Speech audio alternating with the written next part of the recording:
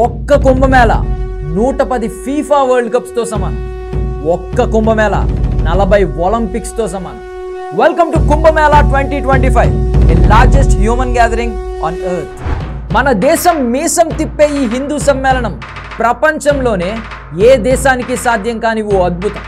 FIFA world cup, Olympics లాంటి ప్రపంచం మాట్లాడుకునే ఈవెంట్స్ ఏవైనా సరే కుంభమేళా దరిదాపుకు కూడా రాలేవు. ఎందుకంటే ఫీఫా వరల్డ్ కప్కు 40 రోజుల్లో 3.5 మిలియన్ పీపుల్ హాజరవుతారు, అంటే దాదాపుగా 35 లక్షల మంది.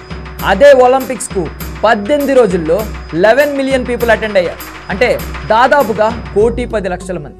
కానీ మహాకుంభమేళాకు ఇప్పటికే 8 కోట్లకు పైగా భక్తులు హాజరయ్యారు. ఇక్కడ అన్నిటికంటే హైలైట్ ఏంటంటే కుంభమేళా స్టార్ట్ అయ్యి జస్ట్ 10 డేస్ మాత్రమే అవుతుంది. ఫిబ్రవరి 26 వరకు ఈవెంట్ కంటిన్యూ కాబోతుంది.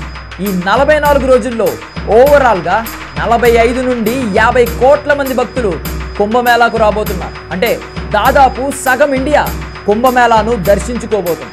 కుంభమేళా కేవలం ఈవెంట్ మాత్రమే కాదు, ప్రతి హిందువు నమ్మకం, ధైర్యం, ఎమోషన్, డెస్టినేషన్.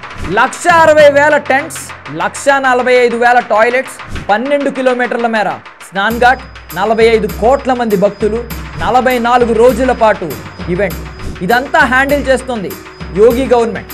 ప్రపంచానికి చెప్పండి, this is the power of Indian administration అని.